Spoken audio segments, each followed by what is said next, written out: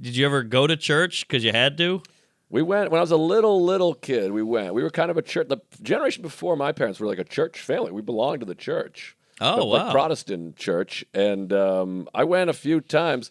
And even from a very young age, I was like, nah, I'm not going to that. Yeah, same. That's the end of that. And they were like, okay, he doesn't want to go. Wow, putting the foot down. Fuck you, I'm not doing that. Jeez, what did they say it about the dentist too? But no, I had to go once. I think I've told you the story. I was Cub Scout. I was a Cub Scout. Yikes. So you had to, part of being a Cub Scout is like resourceful, polite, reverent. It's in the charter, like Hamas. Right. So you got to go to church, and I had the uniform on, and I didn't know how to do this shit.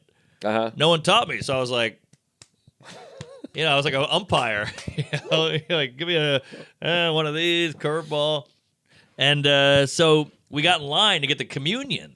Now, there's a process here, Jerry. You can't just go up and go, hit me, fatty. You got to go up and you go. It's like the Macarena. Yeah, it's the hand jive. So I didn't know that. So I'm just in line, I'm 9. I'm like, I got my Weebelo badge and my Hawkeye and all this. And I go up and the guy goes, and he's holding the communion up like this. And I go, and he goes, what the hell's that? And I go, I don't know. And he goes, you're not Catholic, are you? And I go, I don't think so. And he goes, get the hell out of here. Oh, wow. Yeah. And I look back, my dad was howling. No kidding. Well, that's good. I mean, I think fuck these people with their little rituals. Yeah, I'll do what I want. Yeah, I didn't know. I mean, you want to help me or not? I got sins. Absolve me. Right, like, release me. What are we doing here? I thought you cared about me. Release on me. Yes. Right in my face. Put the crucifix right in my ass. But yeah, we weren't really churchy people. But I dabbled, and then the weddings, of course, you go to the church. And I was christened. I got a christening. Okay. I did that. No, I was like older for some reason. I was like 5 years old. Oh, wow. I don't know why. I remember it. I guess your parents were just slackers. I think so. Well, the crazy thing, too, is when you're not used to church, you go in there, you're like, what the fuck? The stained glass, there's a shirtless guy weeping. His hands are bleeding. He's got thorns on his head. Everybody's in robes and the forever and ever. It's all very spooky. I was about to use the word spooky. That was the next word out of my mouth, and I think it's actually spooky to bring your kid there. I agree. Stand-Up talked about this a bit 40 years ago. He's like, the Bible is like, they shouldn't be allowed to read the Bible till you're 18. Huh. Then, nobody would read it and be like, I'm living my life based on this. This is real. Interesting. You just read it and be like, oh, that's a hell of a book. Wow. Which, to me, there's value. There's lots of life lessons in the Bible. Sure, definitely. You turn adult, and you're like, oh, wow, giveth and receiveth or whatever. I've never read the Bible, but it seems like I've got a burning bush. There's some great stories in there and some great lessons, but this thing of when you're 3, God's watching you and sin. I mean, the idea of sending a kid into a closet to tell all his sins to a strange man with a boner is legitimately fucking insane to me. Like insane and inappropriate. Like I think it's like one of the craziest things I've ever heard in my life. Of course. Go in there and tell this strange man that you don't know all the bad things you've done. All the jerking and the thoughts. It's so weird. It's just a little screen. Have you done it? I've never done it. I mean, It seems like the craziest thing in my life, and I'm grateful to my parents for not making me do this. Of course. We should go in there once and just play a snippet of an ep. Yeah, I'd be like, forgive me, Father. Yeah, he's going to be like, I got to go on vacation. I'm changing to Muslim.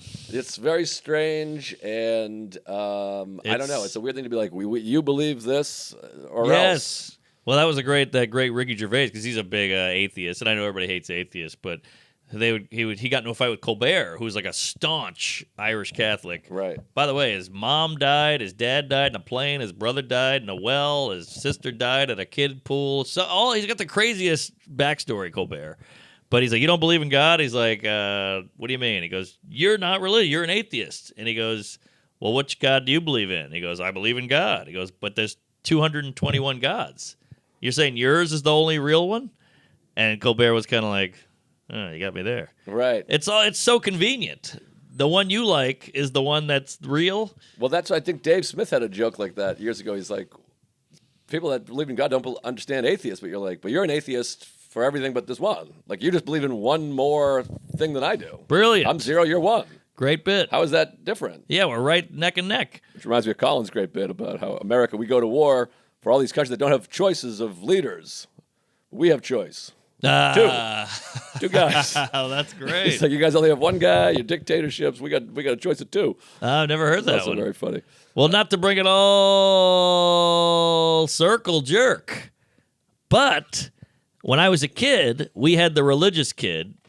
Well, most kids were religious, and I remember sitting in a car with him and being like, so what's heaven all about? He's like, oh, it's paradise on earth. It's utopia. You're going to go there when you die. Your whole family's there. And I'm like, well, I hate my uncle.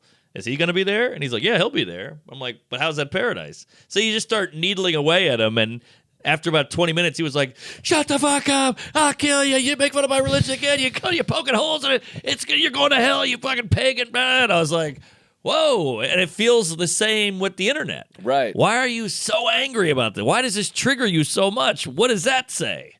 Right. Yeah, I think people just get upset if you fuck with it. People are probably mad at us right now. And I'm not shitting on anyone's religion. I love your religion. I'm Catholic and Protestant and They're Jewish. happier people. They live longer. And Islamic. I'm all religion. I got a little piece of everything in my heart.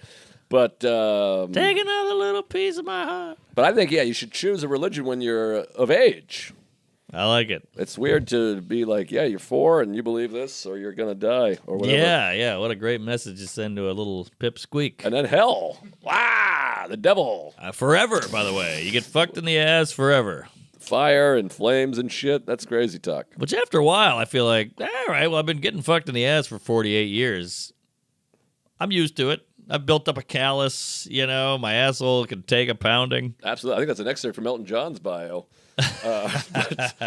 But yeah, I think we're all going to be just fine. Then when we die, it's probably going to be similar to before we were born, I imagine. Yes, I agree. We're not going anywhere, folks. I suspect that when the blood stops flowing to our brains, we'll stop having thoughts and consciousness. I think so, because no one ever talks about the guy before them, really. They go, oh, I'm gonna move on and reincarnate. And you're like, well, what did you see before this? You didn't see shit. I've said this when I was a kid, too, because I'm like, well, if you used to be something else, how come you have no memory of that? Like, if I was George Washington, what's the point? What's the benefit of previously being someone else if I have no memory of that? 100%. And it's always some hot shot. I was a Napoleon in another life. Well, how do you know you weren't just his butt wiper? Right. Yeah. They say that in Bull Durham. Oh, there you go. Great film. Now, here, let me get to the story I started 45 minutes ago. We did a little, now this isn't much of a story, but, this could be something. I'm in Salt Lake City 7 months ago with old Luke Monis. There's a Scottish store. I'm of Scottish descent. Sure. So I go, how often are you going to see a Scottish store? Not very often. Scottish store. Just like Scottish goods. I go, let's pop in there. Pop in. First thing I see is a big fridge magnet with Campbell on there. I go, oh, I'll grab that. Then I see a McKay. That's my brother-in-law. I'm like, I'll grab that. I see a Cameron. That's my brother-in-law's, my nephew's name. Jesus. His first name. Okay. But his last name's McKay, so I can get one of each. Then I got Scottish playing cards. I'm like, give me one of those. Give me a box of those, and give me one of those. Boy, you're outside the 10 items or less conveyor belt. I'm a consumer, so I'm looking around, and I look. Bonus is a Jew, so he's just looking at his phone. He doesn't care. And I go, when you go to a Scottish store, are you bummed you're not Scottish? Like, you know what I mean? Like, if I went to the Jew store, sure, I'd be like, I wish I was a Jew. If they were in there selling yarmulkes and comedy albums. Yeah. I think they had those concentration camps, but also I get that with FUBU. I go, I want to wear a FUBU. Of course. Oh, if I could be anything, I'd be black and 6'7" and be able to fucking reverse jam. Now you're picking attributes too. We're getting out of hand here. What are you gonna do? But nice huge cock. Sure. Fuck my wife the way I want her to get fucked by a black guy. But anyways, so I'm in there looking at the Scottish gear. I get an elbow from old Monis, which goes into my temple because he's 6'9". Yeah. He goes, look over there. Sean Connery? I go, oh, who is it? He goes, look at over there. And I go, I don't know who that is. And he goes, that's blank. Take a guess. You get 4 guesses. Well, you got to give me is it a celeb? Is it an athlete? Is it a hot lady? Is it a singer, songwriter? Okay, here are your 4. I'm going to give you got 4 guesses. I'll give you 4 hints. Okay. Was on a TV show. All right. That was a hit. This is all the same clue. It was a hit TV show. This is big. Where you perform live. A live performance TV show. Oh, baby. I love it. Okay. Big hint. A show that I've never cared about ever. Never seen a minute. I've seen maybe a minute and I thought, this is stupid. I don't care about this. He's got glasses. White man. White man with glasses was on a TV show. He performed live, and I never cared about the show. Whoo, baby. You perform live. You never cared about the show. Never cared about the show. Maybe it's great. I don't know. Every time I saw it, I was like this, get real. It's not on now, though. I don't think so, no. Okay. Not in its original format. I mean, maybe it's on, and I'm like, I never heard of that. But it's definitely not the original version. I'll give you one more hint. ABC. Oh, ABC. I think. Show was I don't know if it was live, but it was like you perform in front of a crowd. I see. I think he's on this show. Pretty sure. Me? This guy. Ah. Okay. And I did not recognize the guy. Wow. But once I knew, I was like, oh, okay, all right, I know that guy. I think I got it. Okay. Drew Carey? Whose Close. line is it anyway? Whose line is it anyway is the show. Oh, wow. How did I get That's that the right? show.